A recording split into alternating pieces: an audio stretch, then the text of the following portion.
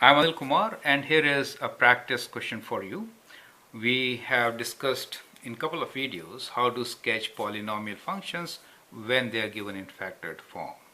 Now, here are two functions for you to sketch. The first one is f of x equals to x minus 2 times x plus 3 whole square, and the second one is f of x equals to x minus 2 times x plus 3 whole cube. Do you see the difference? The difference is that this particular factor is cubed and here it is square, right? So that is a huge difference.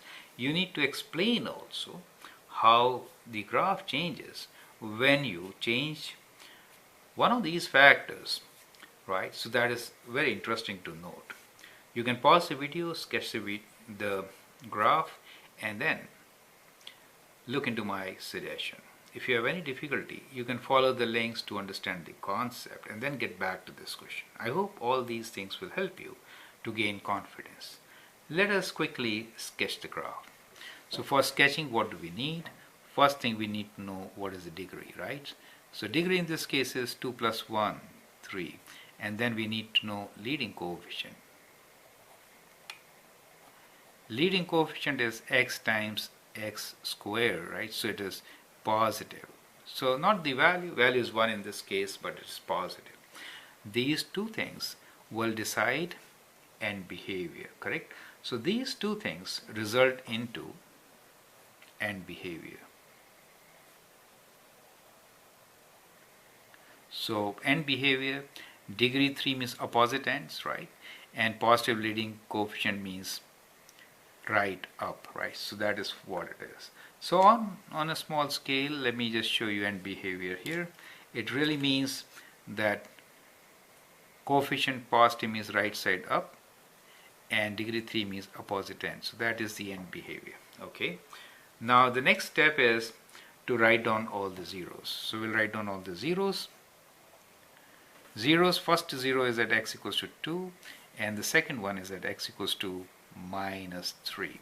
Now with the zeros, we should also write their order, right? So the first one is order 1, right? So that is order 1. The other one is of order 2. So it is kind of square.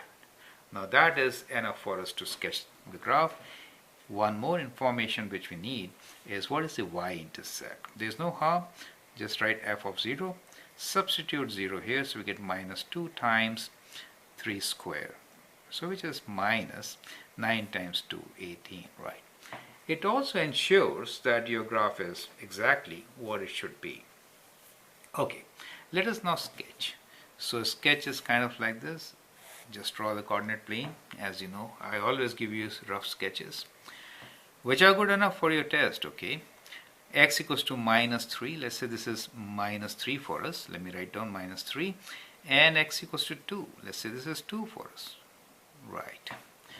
Now since we know the end behavior, which is right side is up, leading coefficient positive, right? So we say right side up, leading coefficient positive. Odd degree means opposite ends, perfect. And then let's look into zeros. The 0 at minus 3 is of order 2. That means it will behave like a turning point, right? So here the graph turns. The other one is linear, so the graph will cross like a line. Once we know these characteristics, let's just join them with the smooth curves. So we get a parabola type of structure here, and a straight line type of thing crossing at this point will give us like this. And as expected, the y-intercept is negative, and we'll just give a number minus 18 for y-intercept, right? So that is how the graph is easily sketched from the given equation. Follow the same steps and sketch your function. Okay, so do that. Let's quickly go through these steps once again. So what we have here is, now I'll not explain, so we'll write degree. Okay, degree for us is 3 this time times 1 plus 1, 4. So degree is even. See, it is even degree this time. Leading coefficient, let me write an. It is positive. Okay, so even with positive degree, right side up, you know, both same ends. This is same ends. Even means same ends. So it goes from quadrant 2 to quadrant 1. So that is the end behavior.